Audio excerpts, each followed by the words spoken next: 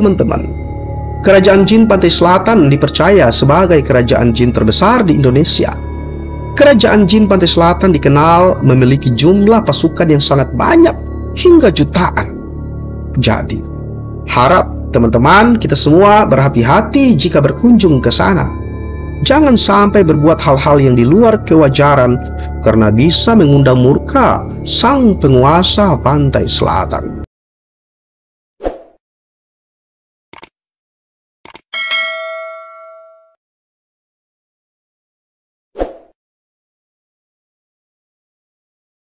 Assalamualaikum warahmatullahi wabarakatuh. Selamat datang dan selamat bertemu kembali di Kakak Jo Channel.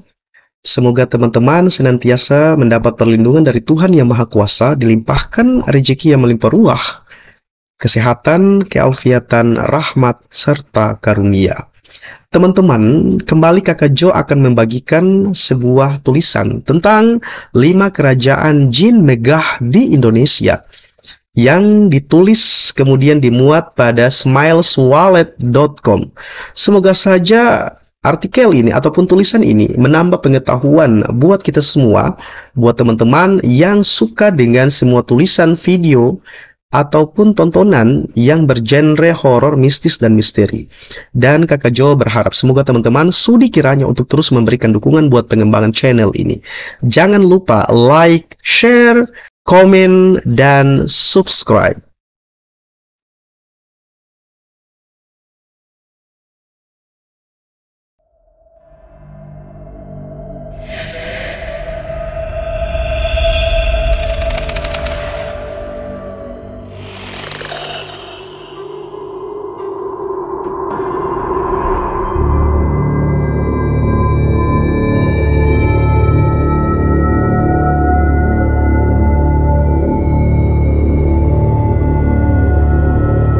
Teman-teman, ternyata di Indonesia terdapat juga kota jin atau kota goib yang tidak kalah megah sama kota-kota manusia. Tetapi bedanya, kalau kota-kota ini tidak terlihat mata, atau jika dapat kesempatan untuk berkunjung, tidak ada jaminan bisa kembali lagi ke alam nyata. Berikut teman-teman, Kakak Jo akan menghadirkan 5 kota jin yang paling terkenal di Indonesia. Yang pertama, Wentira. Mitos kerap berkembang di Indonesia khususnya di pedesaan. Misalnya, soal hal-hal mistis yang kebenarannya belum tentu pasti. Seperti yang terjadi di Sulawesi Tengah, teman-teman. Wentira namanya.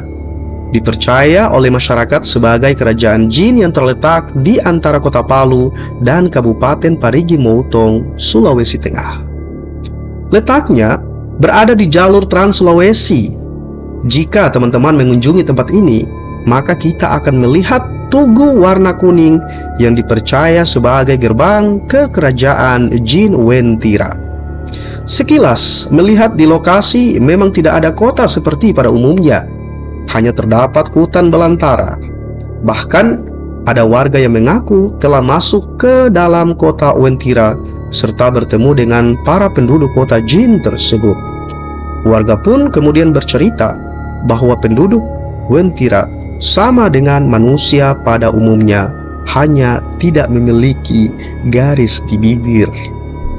Dipercaya teman-teman oleh warga, kota Wentira memiliki gedung-gedung bertingkat dengan warna serba kuning keemas-emasan, termasuk kendaraan yang digunakan oleh orang-orang Wentira. Kabar yang beredar juga, warga Wentira kerap masuk kota Palu untuk memesan kendaraan dengan warna kuning, dan kabar itu sempat beredar luas di tengah masyarakat Palu. Cerita yang berkembang menyebutkan jika pemimpin kota Wentira adalah raja dan memiliki 7 panglima perang yang masing-masing memiliki bala tentara menutupi seluruh lautan Indonesia. Konon teman-teman, banyak yang menganggap Wentira sebagai salah satu titik paling angker di Indonesia. Ada juga beberapa kalangan yang berpendapat bahwa Wentira merupakan warisan dari benua Atlantis yang hilang. Terlepas dari anggapan tersebut, banyak kisah mistis yang beredar seputar kota misterius ini. Bahkan sudah berkembang turun-temurun hingga dengan saat ini. Teman-teman, kota Wentira kemunculannya telah ada sejak zaman penjajahan Belanda. Pasalnya dulu, kesaksian yang diutarakan langsung oleh seorang pilot pesawat Belanda. Dulu itu, dia sangat takjub karena melihat kota yang sangat megah di tengah hutan belantara. Cerita pilot itu, teman-teman, kemudian menjadi turun-temurun hingga dengan saat ini di tengah masyarakat Kota Palu, Parigi Mutong, Donggala, dan Sulawesi Tengah pada umumnya. Yang kedua, Alas Purwo. Alas Purwo merupakan hutan terkenal di ujung timur Pulau Jawa, tepatnya berlokasi di Banyuwangi, Jawa Timur. Konon, banyak kisah misteri di dalamnya yang belum terpecahkan sampai dengan sekarang. Penduduk setempat percaya di tempat bersemayam para jin Sentaro Nusantara. Hutan tertua di Pulau Jawa ini, teman-teman, menyandang berbagai predikat magis seperti tempat pesugihan, tempat semedi, dan hal-hal mistis lainnya. Pada zaman dahulu, di hutan inilah para raja sering berkumpul dan bertukar pikiran serta menenangkan diri mereka. Goa istana ini menjadi tempat yang paling sering dikunjungi untuk bertapa atau mencari ilmu goib. Selanjutnya adalah Alas Purwo sebagai kerajaan jin terbesar. Cerita yang dikenal masyarakat adalah Alas Purwo adalah daerah di mana kerajaan jin berdiri. Bahkan, teman-teman, menurut cerita, kerajaan jin di situ begitu besar, megah, dan sangat ramai. Bagi orang-orang tertentu yang memiliki kelebihan, mereka dapat melihat kerajaan jin di Alas Purwo itu.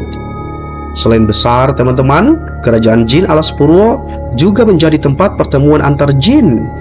Bahkan, kerajaan jin Alas Purwo juga sering dijadikan sebagai sarasehan semua jin dari seluruh dunia. Alas Purwo memang terlihat seperti hutan-hutan pada umumnya, teman-teman. Banyak pohon dan sangat lebat. Namun, ketika kita bisa masuk ke dalamnya, tempat ini menunjukkan pemandangan yang beragam. Salah satunya, terdapat banyak gua yang menyebar di penjuru hutan. Dan kabarnya, teman-teman, masing-masing gua tersebut ada penghuninya. Yang ketiga, Pantai Selatan. Bicara tentang Pantai Selatan, pasti orang-orang langsung teringat dengan Nyi Roro Kidul.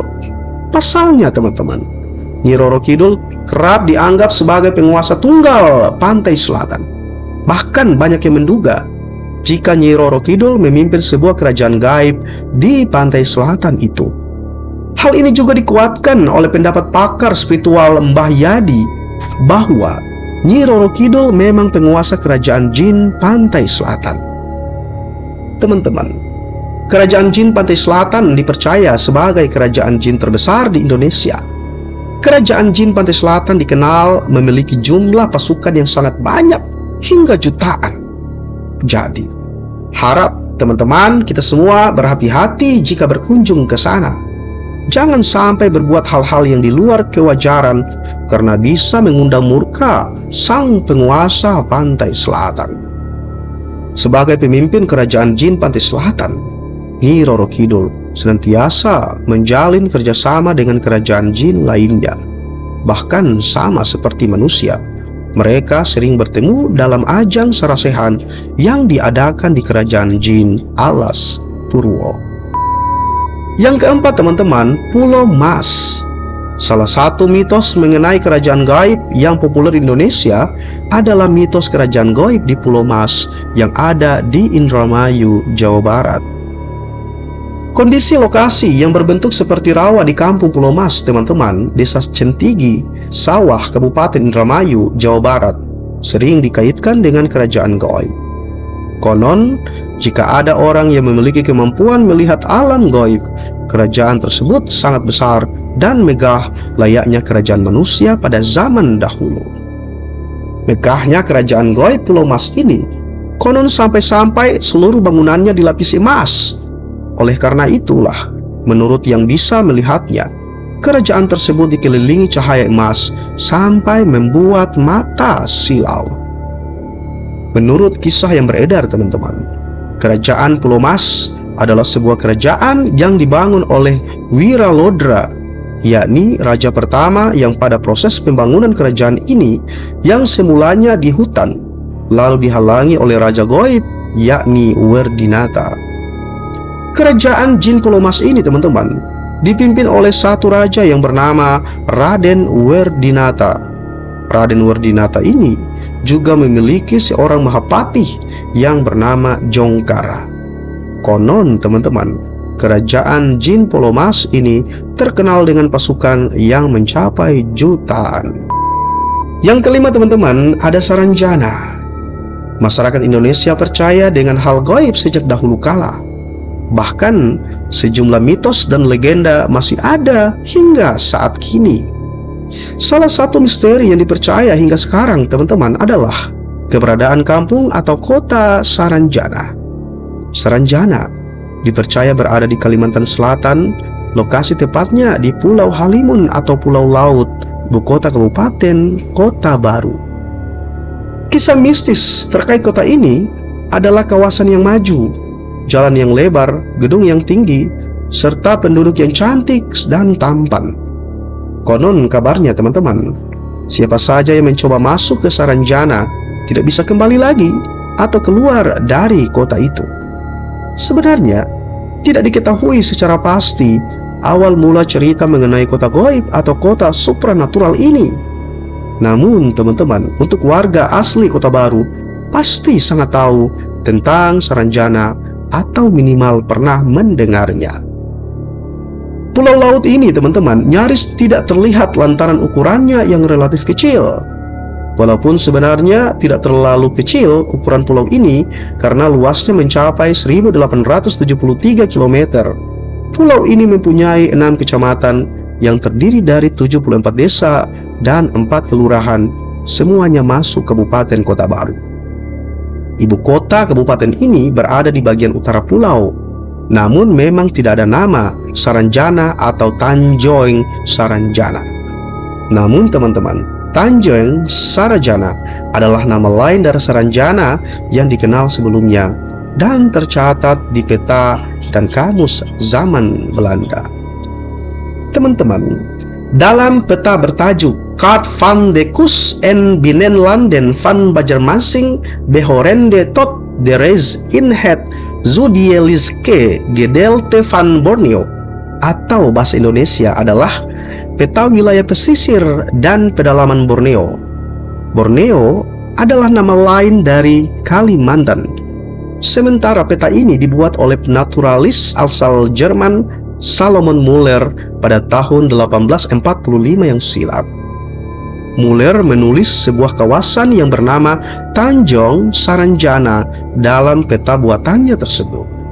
Tanjung Saranjana ini berada di sebelah selatan Pulau Laut, tepatnya berbatasan dengan wilayah Pulau Kerumputan dan Pulau Kijang.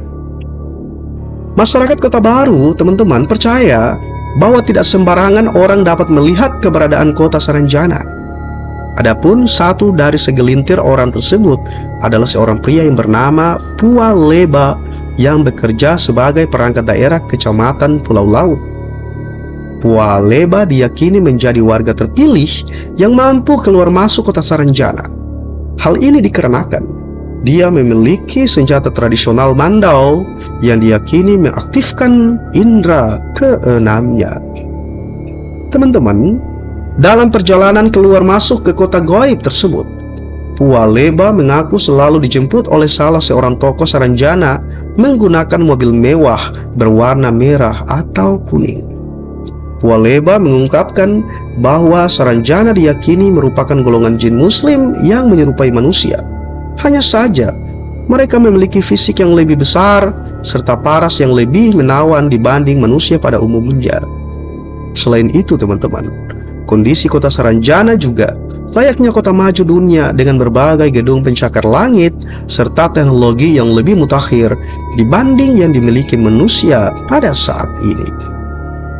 Walau sering mengunjungi Saranjana, teman-teman, Pua Leba mengaku tak pernah makan atau minum di sana, hanya berjalan-jalan saja. Hal ini karena menurutnya, jikalau sudah makan di sana, akan sulit untuk kembali ke alam nyata atau ke alam dunia. Pualeba teman-teman mengungkapkan bahwa pernah terdapat seorang warga yang bisa melihat kota Saranjana dan lantas dia makan di situ. Namun dia tak pernah kembali dan kini menjadi penghuni dari kota goib itu, bahkan hingga kawin dan memiliki anak dengan penduduk asli Saranjana. Walaupun diyakini sebagai kota goib yang dihuni oleh jin, namun menurut Pualeba, penduduk Saranjana tidak mengganggu manusia. Bahkan teman-teman, banyak yang berbelanja di daerah Kota Baru dan ada juga warga asli kota goib tersebut yang bersekolah di alam nyata. Misteri dan kisah mistis dari kota goib tersebut teman-teman juga tidak hanya berasal dari penuturan warga sekitar saja, namun terdapat beberapa kisah lainnya yang bahkan cukup populer hingga skala nasional. Salah satunya adalah kisah mengenai pemesanan sejumlah alat berat dari Jakarta yang membuat kaget pemerintah setempat, yang terjadi pada tahun 1980-an. Semua alat berat dengan nilai yang sangat mahal itu dipesan oleh seseorang dengan alamat kota Saranjana dan telah dibayar lunas. Padahal kota Saranjana di alam nyata secara administratif itu tidak ada di Kabupaten Kota Baru. Cerita ini teman-teman kemudian melegenda dari mulut ke mulut hingga sekarang. Wallahu a'lam bishawab. Semua kebenaran atau tidaknya kisah yang dimuat dalam artikel ini, Kakak Jo kembalikan kepada sumber di mana kisah artikel ini dikutip. Sekali lagi, artikel yang bercerita tentang 5 kerajaan jin mega di Indonesia, Kakak Jo kutip dari smileswallet.com. Semoga teman-teman suka dengan artikel ini, menambah wawasan dan pengetahuan kita semua, dan bersedia untuk terus memberikan dukungan buat pengembangan channel ini. Mohon like, share, komen, dan subscribe. Terima kasih yang sebesar-besarnya, yang sedalam-dalamnya atas kebaikan dan keikhlasan teman-teman yang telah membantu pengembangan channel ini. Semoga Tuhan Yang Maha Kuasa Allah Subhanahu wa Ta'ala membalas seluruh kebaikan teman-teman dengan ganjaran yang berlipat ganda. Amin ya Rabbal Alamin. Insya Allah kita akan ketemu di lain waktu. Terima kasih sekali lagi atas segala partisipasi, atensi, dan bantuan teman-teman semua. Tidak akan pernah ada balasan untuk sebuah kebaikan kecuali dengan kebaikan itu sendiri. Kakak Jo akhiri. Assalamualaikum warahmatullahi wabarakatuh.